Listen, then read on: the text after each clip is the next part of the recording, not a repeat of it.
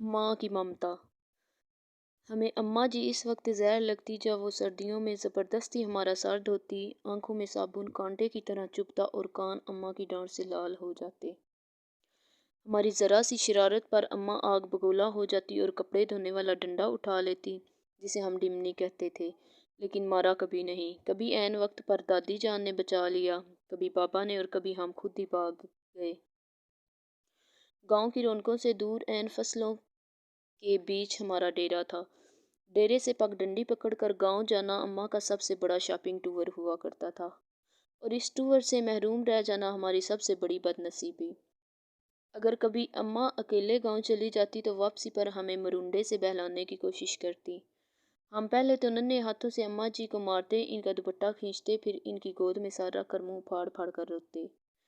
कभी अम्मा गांव साथ ले जाती तो हम उछलते कूदते खुशी खुशी इनके पीछे पीछे भागते। शाम गए जब गांव से वापसी होती तो हम बहुत रोते।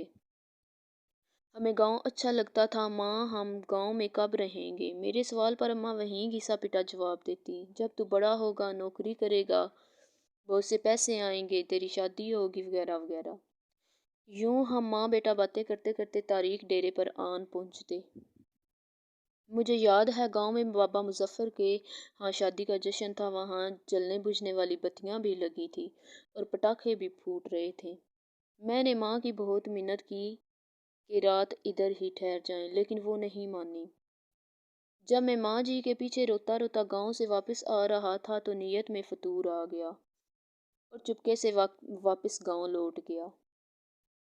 शाम का वक्त था। माँ को बहुत देर बाद मेरी गुमशुदगी का अंदाज़ा हुआ। वो पागलों की तरह रात के अंधेरे में खेतों में आवाज़ें लगाती और डेरे से लेकर गांव तक हर कोने में लालटेन लटका कर झांकती रही।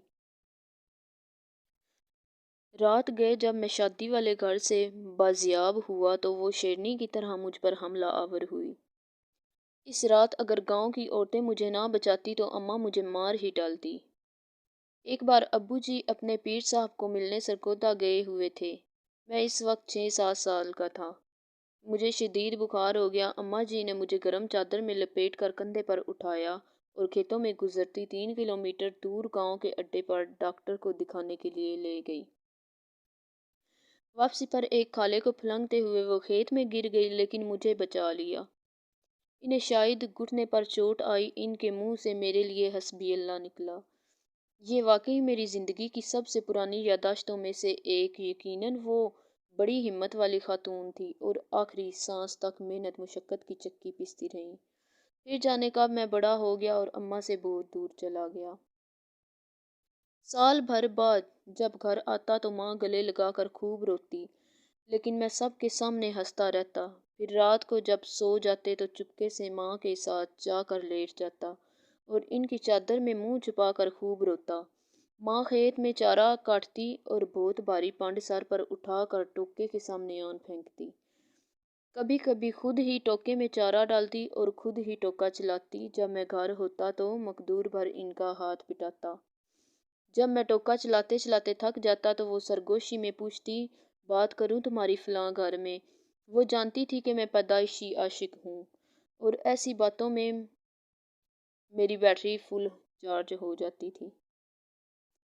फिर हमने गांव में घर बना लिया और माँ ने अपनी पसंद से मेरी शादी कर दी। मैं फैमिली लेकर शहर चला आया और माँ ने गांव में अपनी अलग दुनिया बसा ली।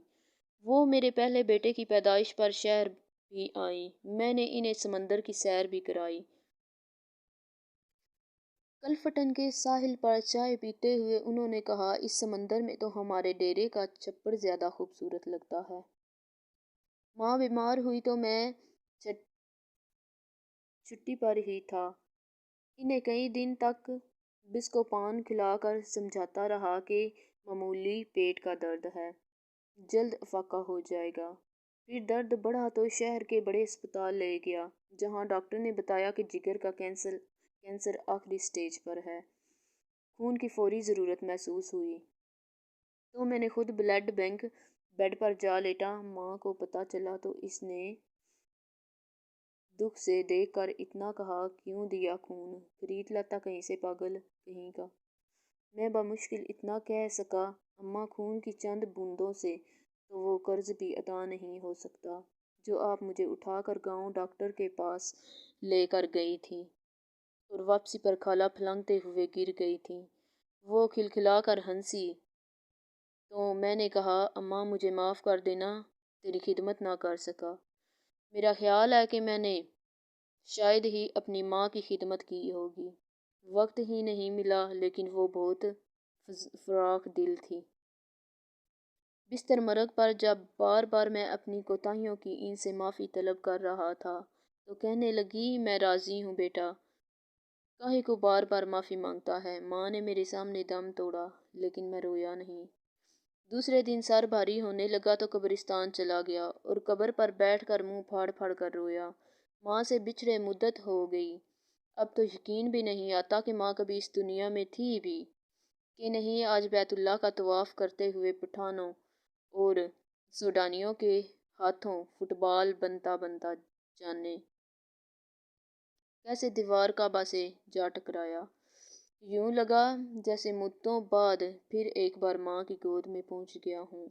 وہی سکون جو ماں کی گود میں آتا تھا، وہی اپنائیت، وہی محبت جس میں خوف کا عنصر بھی شامل تھا۔ اس بار منہ پھاڑ کر نہیں، دھاڑے مار مار کر رویا۔ 70 ماؤں سے زیادہ پیار کرنے والا رب، کعبہ اور ہم صدا کے شرارتی بچے۔